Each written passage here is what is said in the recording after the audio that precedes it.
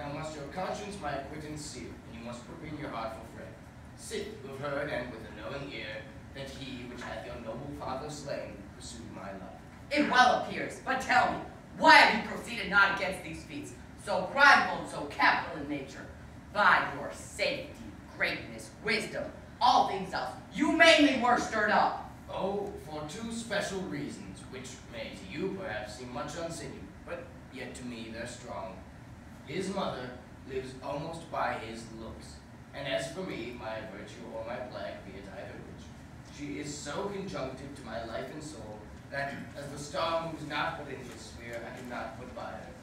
The other motive why to a public count I might not go, is the great love the general gender bear him, who, dipping all his faults in their affection, work like the spring that turneth wood to stone, convert his guides to graces, so that my arrows, too slightly timbered for so loud a wind, would revert to my bow again, but not where I had aimed them. And so have I a noble father-in-laws, a sister driven into desperate turns, whose work, if praises may go back again, stood challenger on Mount of all the ages, by her perfection, but my revenge will come. Break not your sleeps for that. You must not think that we're made of stuff so flat. No, we can let our beard be shook with danger and think it pastime. You shortly shall hear more. I loved your father, and we love ourselves, and that, I hope, will teach you to imagine. How now? What news? This, my lord, from Hamlet. This to your majesty, this to the queen. Laertes, you shall hear them. Leave us. High and mighty, you shall know I am set naked on your kingdom. Tomorrow shall I beg leave to see your kingly eyes, when I shall, first asking your pardon, thereunto recount the occasion of my sudden and most strange return. Hamlet. What should this mean? Are all the rest come back, or is it some abuse and no such thing? Know you the hand? 'Tis Hamlet's character, naked. And in a postscript here he says, alone. Can you devise me? I am lost in it, my lord, but let him come. It warms the very sickness in my heart, that I shall live and tell him to his teeth, thus didst thou. If it be so, Laertes, as how should it be so? How otherwise? Will you be ruled by me? I, my lord, shall not overrule me to a peace. To thine own peace.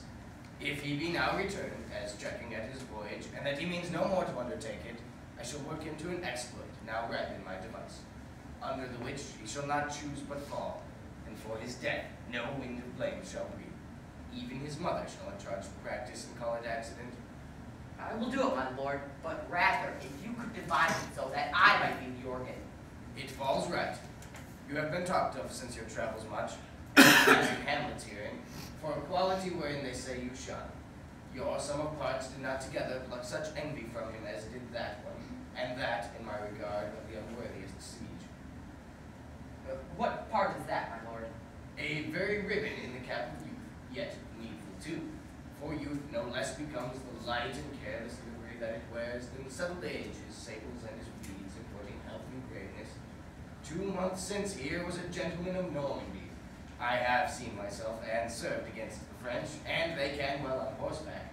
But this gallant had witchcraft in it. He grew unto his seat, and to such wonders doing brought his horse, as had he been in course condemning nature with the great beast. So far he topped my thought, that I, in forgery of shapes and tricks, come short of what he did. A Norman, was it?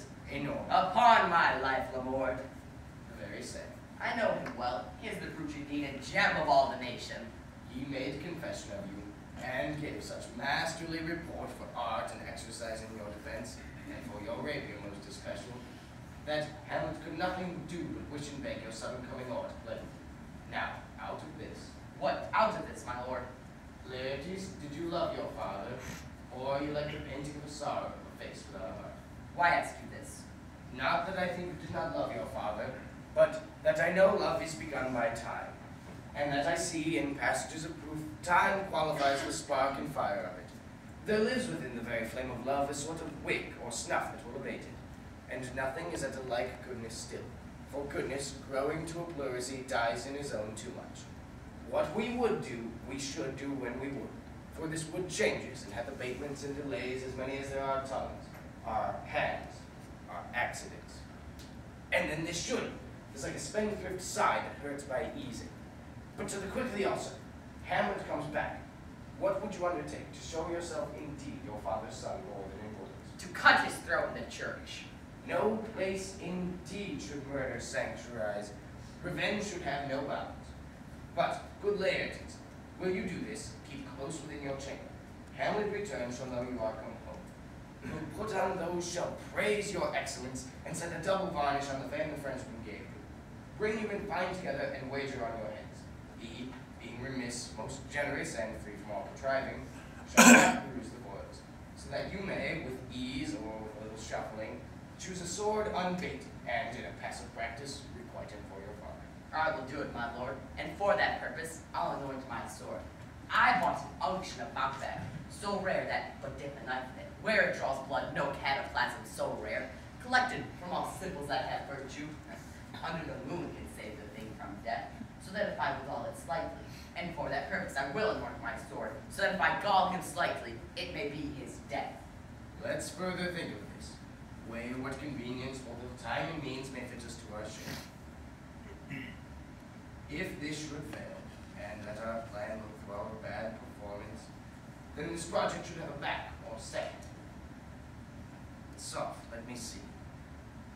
I have, when in your motion your heart and dry, as make your heart more violent to that end, and that he calls for a drink, I'll have prepared him a chalice for the nuts, whereon but sipping, if he by chance escape your venom stuck, our purpose may hold there. Oh, no! But stay, what noise? One bulge up, try to pound another heel. So fast they follow. Your sisters drown, Laertes. Drown where? There's a willow grows askant the brook that shows its 4 leaves in the glassy stream. Along the fantastic garlands that she make of crow flowers, nettles, daisies, and long purples that give evil shepherds a grosser name. But our cold maids do dead men's fingers call them. Her clothes spread wide and mermaid like a while they bore her up, which time she chanted snatches of old lauds, as one incapable of her own distress, or like a creature native and undued to that element. Long could it not be that till her garments, heavy with her drink, pulled the poor wretch to her melodious lay, to muddy death. Alas, then she is drowned. Drowned. Drowned. Too much water hath poor Ophelia, and therefore I forbid my tears. But yet, it is our custom, the trick that nature holds herself. But shake thee what it will. When these are out, the wind will be gone, my lord. Adieu, I have a speech of fire that fain would folly. But yet, I doubt it. Let's follow, Gertrude. So much I had to do to calm his rage. Now this, I fear, will give it start again. Let us follow.